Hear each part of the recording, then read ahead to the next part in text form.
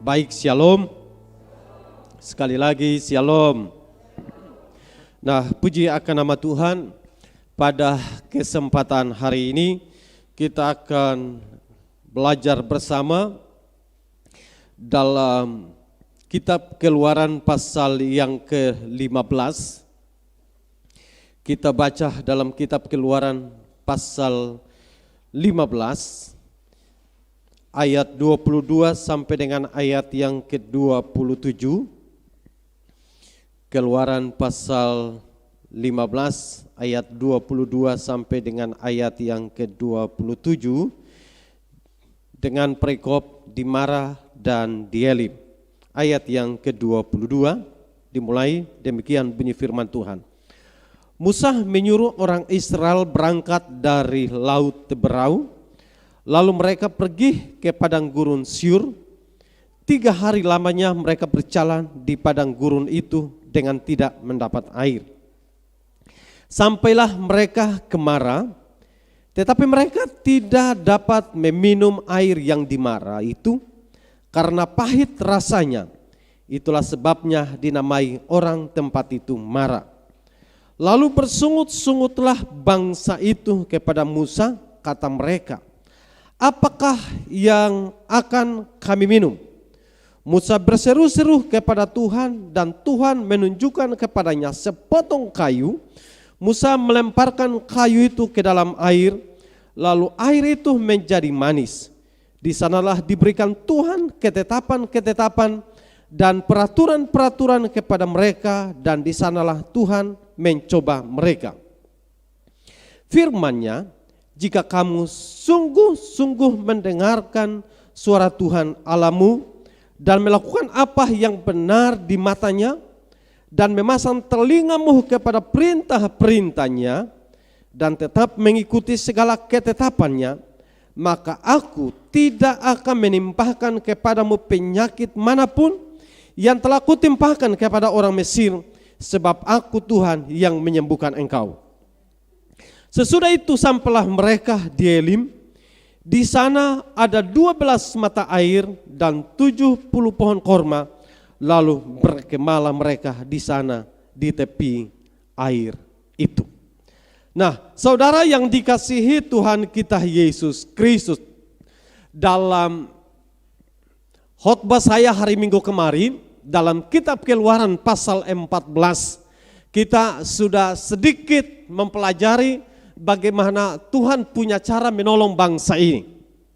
Dan hari ini kita akan kembali melihat dalam kitab Keluaran pasal 15 ini, di dalam ayat yang ke-25, saya akan baca sekali lagi ayat ini. Musa berseru-seru kepada Tuhan dan Tuhan menunjukkan kepadanya sepotong kayu. Musa melemparkan kayu itu ke dalam air. Lalu air itu menjadi manis. Di sana diberikan Tuhan ketetapan-ketetapan dan peraturan-peraturan kepada mereka. Dan di sanalah Tuhan mencoba mereka. Perhatikan. Pada waktu bangsa Israel, dari hari Minggu kemarin sudah saya sampaikan panjang lebar, ketika mereka dipimpin Tuhan keluar dari tanah Mesir. Tetapi sekarang mereka berhadapan dengan situasi ketika mereka sudah ada di tengah perjalanan. Di depan ada laut. Di kiri kanan tidak memungkinkan mereka untuk bisa lolos. Di belakang ada pasukan Firaun. Bahwa kesimpulannya mereka ada di jalan buntu. Tapi di tengah keadaan jalan buntu, menurut kita, menurut bangsa Israel, dan kalau hal itu ditempatkan dalam diri saya dan saudara, pada diri orang Israel, tentu kita juga akan mengatakan, kita mencari mati di sini. Sampai kemudian bangsa ini mengatakan, apakah tidak ada kuburan yang ada di Mesir, sehingga Musa bawa kami ada di padang dan kami mati di sini. Benar, pernyataan ini adalah sebuah pernyataan karena secara manusia kita tidak bisa melihat dengan kasat mata bagaimana kita bisa lolos dari situasi ini. Tapi di tengah keadaan menurut manusia tidak bisa, Tuhan bisa buka jalan sehingga mereka bisa lolos. Pertama kita perhatikan bahwa masih ada solusi dari Tuhan. Atau kata lain, selalu ada solusi dari Tuhan. Yang kedua, dari ayat-ayat yang kita baca bersama, ketika mereka ada di Mara, dan firman Allah menjelaskan kepada kita, mereka sudah 3 hari, mereka tidak minum air. Saudara bayangkan, kalau sudah 3 hari, perjalanan di padang, dan mereka dikatakan bahwa mereka berjalan dan mereka tidak mendapat air. Saya membayangkan apakah ada yang pikul air galon? Tidak mungkin. Apakah biasanya mereka punya tempat-tempat air yang terbuat dari tanah liat, tapi perjalanan 3 hari, ini bukan sendiri ya, bersama dengan keluarganya. Jadi kalau kita punya satu keluarga suami istri bersama dengan anak minimal 2 saja, belum lagi dengan pakaian atau perlengkapan yang lain, tentu kita tidak akan membawa perbekalan air yang cukup banyak. Dan mereka harus menempuh sebuah perjalanan dan katakan bahwa sudah 3 hari mereka tidak mendapat air. Katakanlah kita memprediksi bahwa hari kedua atau hari pertama setengah mereka kehabisan air. Dan di 1,5 hari terakhir mereka tidak lagi minum. Dan bayangkan di tengah perjalanan di padang, ini hanya prediksi ya, persediaan 1,5 hari dan kehabisan air. Karena mereka sudah melakukan perjalanan, dikatakan bahwa 3 hari mereka belum mendapatkan air. Dan bayangkan kalau kita potong setengah perjalanan, kehabisan stok air mereka. Dan ketika mereka ketemu dengan air, ternyata air itu dikatakan apa? Pahit. Kita mungkin pernah menonton sebuah film perjalanan bangsa Israel keluar dari tanah Mesir. Dan ketika mereka dapatkan air dan mereka tidak hitung 1-2, langsung mereka terjun ke air. Dan ketika mereka minum ternyata pahit. Saudara, saya tidak bicara soal hari ini pahit dan bagaimana cara menjadi pahit. Tapi bayangkanlah apa yang kemudian dirasakan oleh bangsa ini, apa yang dirasakan oleh orang Israel ketika mereka sudah menahan rasa haus dan ketika mereka minum dan dirasa ternyata air itu pahit. Firman Allah menjelaskan kepada kita bahwa mereka ini kemudian bersungut-sungut, mereka dalam teks yang lain mereka menjadi marah dan membuat mereka melakukan reaksi-reaksi yang tidak terpuji. Nah, contoh inilah kemudian kita pelajari bahwa dalam ayat yang ke-25 dikatakan bahwa Musa berseru-seru kepada Tuhan dan Tuhan menunjukkan kepadanya sepotong kayu. Dikatakan begini, Musa melemparkan kayu itu ke dalam air, lalu air itu menjadi manis. Nah, yang ada di bayangan saya adalah apakah fungsi kayu itu? Bukankah kayu itu semua sama? Dan tidaklah mungkin kalau air itu kemudian kita tuang dengan, katakanlah begini, kita tuang dengan gula 1 karung sekalipun, tidak akan mungkin memaniskan air yang banyak. Sepotong kayu dan air itu berubah rasa dari pahit menjadi manis. Bapak Ibu Saudara, inilah yang kemudian saya katakan, Tuhan masih punya solusi menolong. Dengan kayu tongkat Musa, Tuhan bisa pakai membela laut teberau. Dengan kayu sepotong pun juga sama. Air yang pahit menjadi manis. Jadi singkatnya saya katakan begini. Tuhan selalu ada solusi menolong saya dan saudara. Tidak ada yang disebut tidak ada solusi dari Tuhan. Nah, yang patut kita semua harus bisa memikirkan baik, yang perlu kita renungkan baik adalah reaksi kita. Yang perlu kita coba untuk introspeksi diri kita adalah apa yang membuat kita bereaksi. Reaksi kita adalah reaksi kita terhadap situasi. Kebanyakan kita situasi yang dialami seperti bangsa Israel. Reaksi yang sama kadang-kala bisa kita munculkan ketika kita berhadapan dengan situasi-situasi tertentu. Jadi poin yang ingin saya sampaikan yang patut diperbaiki bukan memperbaiki Tuhan. Karena Tuhan tetap sama dulu, sekarang, dan selamanya. Kuasanya tidak berubah. Dan yang patut diperbaiki bukan kuasa Tuhan. Bukan juga kesetiaan Tuhan yang patut diperbaiki. Tapi yang patut diperbaiki adalah sikap kita terhadap setiap situasi. Amin. Situasi yang kadang-kala membuat kita bersikap tidak terpuji di hadapan Tuhan. Sikap kita yang patut diperbaiki. Kadang-kala kita mengatakan, wah, cuma saya saja yang menghadapi persoalan. Cuma saya yang menghadapi situasi yang berat. Cuma saya saja yang bergumul dengan keadaan itu. Jangan lupa ada orang yang justru lebih berat menghadapi tekanan itu. Jangan lupa ada orang yang justru lebih berat menghadapi situasi. Saya mau beritahu kalau kadang-kala kita tidak makan satu kali. Tapi saya mau beritahu ada orang yang makan berhari-hari, yang tidak bisa makan berhari-hari. Kadang-kala kita merasa bahwa ya situasi kita ini tidak enak.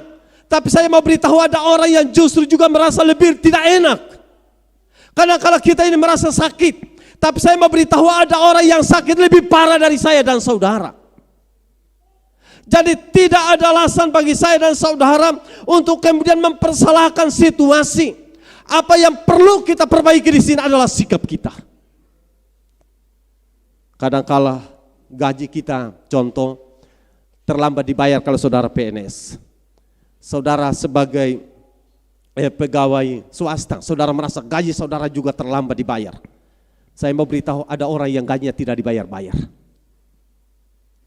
Apakah itu artinya bahwa situasi kita lebih buruk dari yang lain?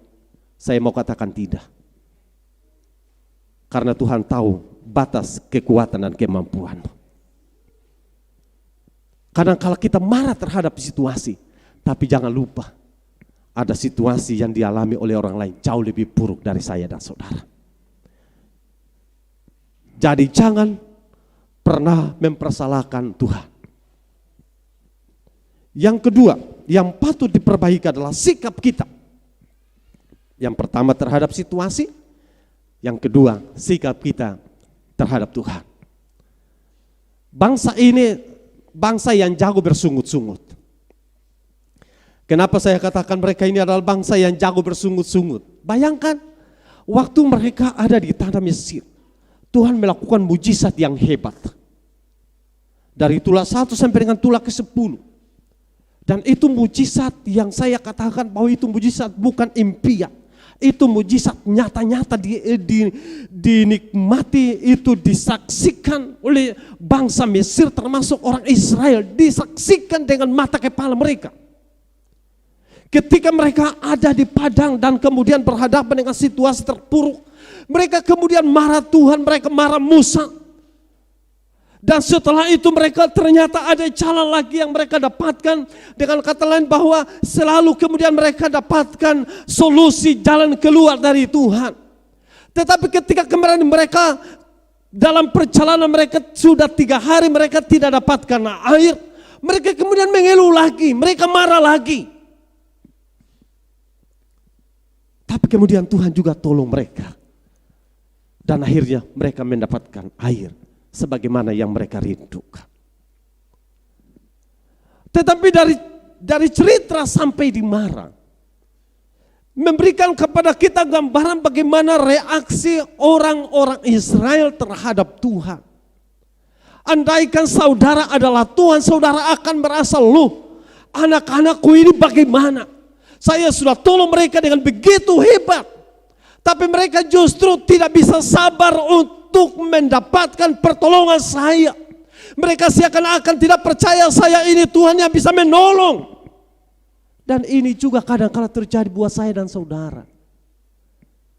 Berapa banyak di antara kita sampai berdiri hari ini, berapa banyak di antara kita yang bahkan kalau hari ini kita berdiri di tengah situasi yang terpuruk, kadang kita kemudian marah dengan Tuhan. Marah orang di kiri, marah orang kanan. Bahkan angin lewat pun kita marah angin itu. Sampai kita mempersalahkan siapapun. Seakan-akan kita mengatakan semua orang menjadi salah.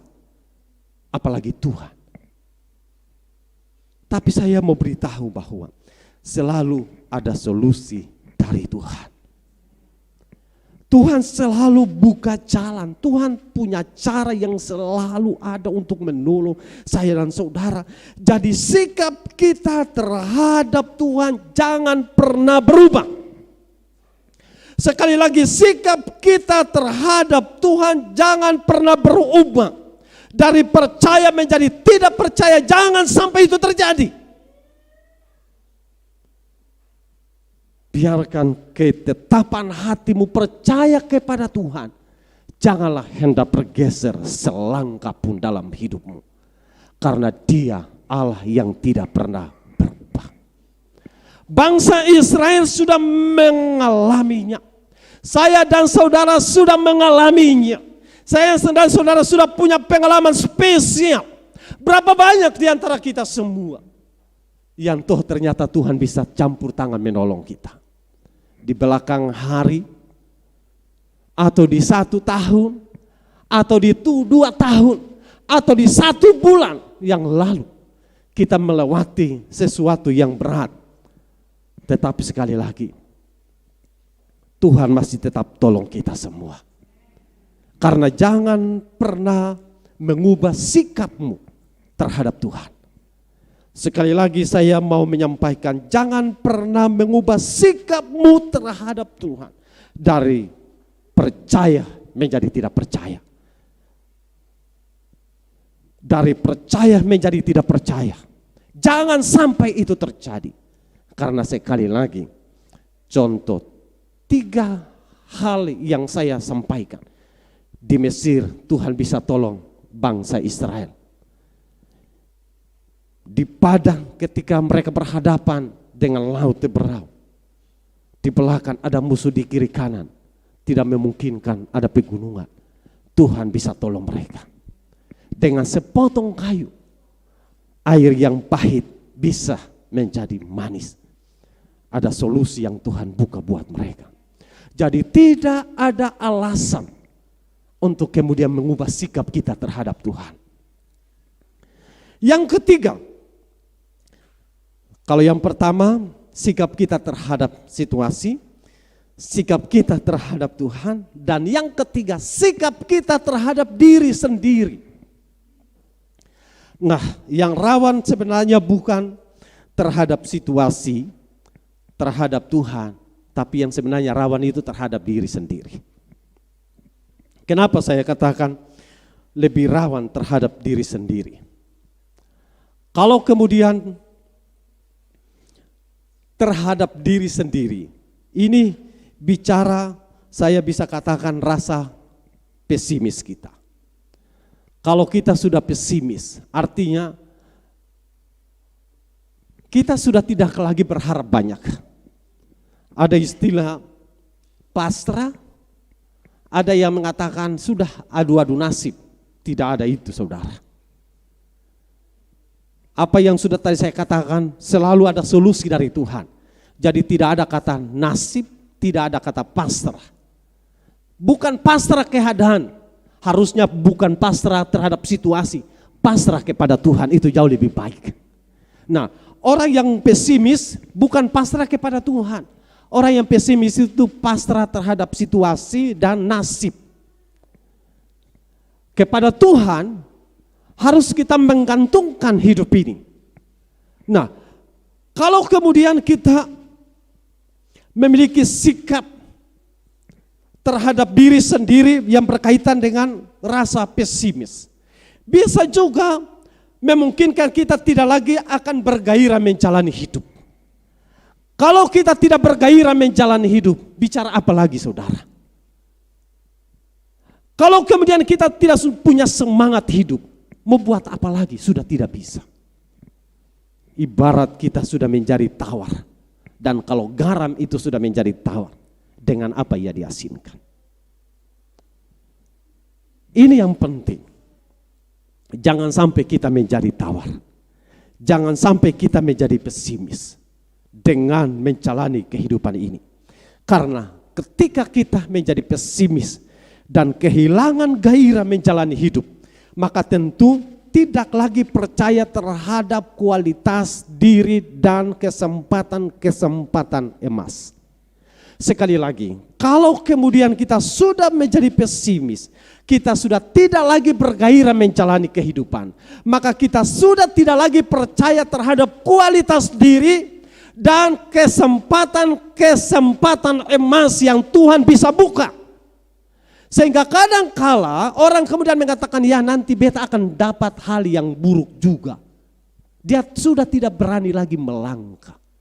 Kalau dia sudah tidak lagi berani melangkah, maka tentu dia akan mengakhiri masa-masa kehidupan yang penuh dengan memprihatinkan.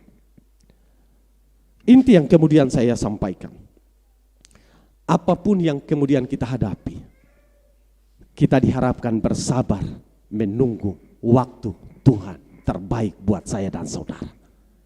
Menunggu waktu Tuhan. Apa yang kemudian tadi saya sampaikan dari cerita-cerita, peristiwa-peristiwa hebat yang Tuhan buat bagi bangsa Israel. Sebenarnya ada satu hal yang perlu kita simak. Yang pertama, harusnya bangsa ini lebih bersabar. Dan kalau ini saya aplikasikan buat saya dan saudara, kita pun juga harus bisa dituntut lebih bersabar. Sedikit bersabar jauh lebih baik daripada kemudian kita membuat seakan-akan reaksi kita itu benar, padahal belum tentu benar di hadapan Tuhan. Bersabar sedikit jauh lebih penting, jauh lebih bermanfaat, jauh lebih berguna dibanding sikap kita yang kemudian mempersalahkan situasi, mempersalahkan Tuhan, mempersalahkan orang-orang yang ada di seputar, dan teristimewa mempersalahkan diri. Jauh lebih bermanfaat ketika kita tunggu bersabar diam di kaki Tuhan. Karena pertolongan akan datang tepat pada waktunya. Kalau kita lebih sabar di hadapan Tuhan. Bukankah hari ini kita berdiri membuktikan Tuhan selalu menolong kita? Bukankah kita berdiri hari ini bisa makan, bisa minum, bisa pakai, bisa sehat, bisa kuat? Itu tanda bahwa Tuhan masih tolong saya dan saudara. Jadi, mari kita perbaiki sikap kita terhadap situasi. Apapun situasi yang kemudian kita hadapi hari-hari ini. Sekali lagi, Tuhan masih punya solusi menolong kita. Jangan pernah saudara mempersalahkan Tuhan. Jangan pernah sikapmu menjadi salah dengan Tuhan, karena Tuhan tidak pernah salah. Jangan pernah kemudian sikapmu salah terhadap dirimu, karena dirimu berharga di hadapan Tuhan. Saudara orang yang berkualitas, saudara orang yang penting di hadapan Allah. Mungkin orang menganggap saudara sepele, di hadapan Tuhan saudara orang penting. Karena saudara berharga di mata Tuhan. Kenapa? Karena memang saudara adalah ciptaan yang termulia. Jadi jangan pernah saudara meremehkan kualitas hidupmu. Ada orang mengatakan kegagalan bukan akhir dari segalanya. Kalau kita hadapi masalah yang berat, bukan berarti berhenti hidup ini. Sekali lagi, Tuhan beri kita ruang, waktu dan kesempatan hari ini untuk perbaiki sikap kita. sikap kita, karena Tuhan selalu menolong kita. Jadi yang bukan kita perbaiki adalah situasi. Perbaiki bukan Tuhan. Tapi yang perlu diperbaiki sikap hati kita. Karena buktinya Tuhan tidak pernah biarkan. Buktinya Tuhan bisa pelihara saudara. Buktinya Tuhan bisa berkati saudara. Buktinya Tuhan bisa sayang saudara dan saya. Sehingga kita boleh ada sampai dengan hari ini. Dan karenanya mari kita tetap percaya kepada Tuhan. Dan katakan, Tuhanku, Engkau Allah yang baik buat saya. Tuhan Yesus memberkati kita semua lewat kebenaran firman Tuhan pada kesempatan hari ini. Haleluya, haleluya.